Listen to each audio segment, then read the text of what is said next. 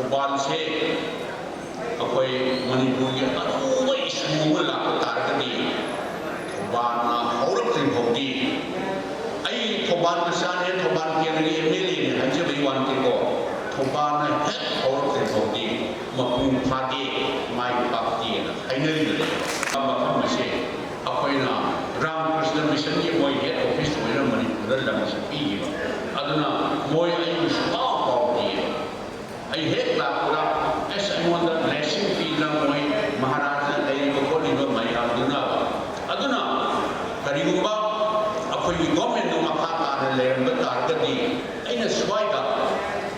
मफम अमा वन police station लेइबा सिदगिना डीसी ऑफिस लेइबा असिबोजिदु गवर्नमेंट की लेन हातनी प्लस हुजिक हाइबा पुखरी मयागी हाना प्राइवेट स्कूल लेरबसे असिदा करिगुंबा यारगदी रामकृष्ण मिशन की स्कूल थौबाल की ब्रांच अमा मसलीदा हांगतोनबा यारा ओ नत्रगा सेंट्रल स्कूल करिनो ओ नत्रगा सैनिक अनिसुबा हाइब तारे स्कूल मफम तौनबा थलमबनी अदुबो खनबगी अदु खनबगी खलगा थबक ओइना पांगथोकपा नांगदबा मदुगी प्रॉब्लम इश्यूज मयामदो मदु आई हाइतन समझबनी अदुबो कोई मयाम चंद्रा कोनरगा करी तौबा याबगी अदु कम्युनिटी आई सुमाइना आई वफम खर थमजरगा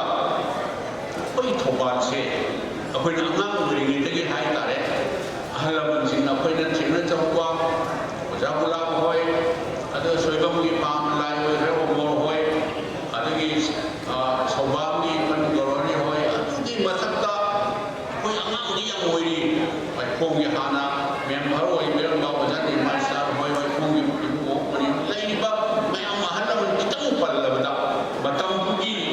तापिरमदा थौबाल से अखोई मणिपुर के अरुब इशू लाप तारगदी थौबालना हौरक्ट्रिफाउदी आई थौबाल मसाने थौबाल केंद्रीय एमएलए ने हाइजबई वानतेको थौबालना हेक हौरक्ट्रिफाउदी मपुंग फादे माइ पाक्ति हाइनरिदले अदुना अखोई अफब कोज किदमतदा फत्तबदनी कोई हाइजरिसिनी लेपा ताइगदो प्रॉब्लम होइगदबा मदैदा आई इंजनजबगी वादि नतबा थौबाल की लाई ओइग्रबा हल्लबनगी मथौ मरिंजे मथौना मदो कोई तुंग होरिबा कोई होरिबा मयाम सिसु मदो मीन लक्ष्यबा यादबा करी अफबगी दमतदा अफब कोर्स की दमतदा एनी कंपटीशन दा सानबद खंगे और लाइफ दा खंगे अमद खंगे मयाम की सेवा तौबो मतमदा मिथोय मिहेनबा मा ओइननबा कोई मयाम होना मिनसी मददैदा कोई करी थौदाम लौबा याबगी हाइबना लौजेगे हाइबना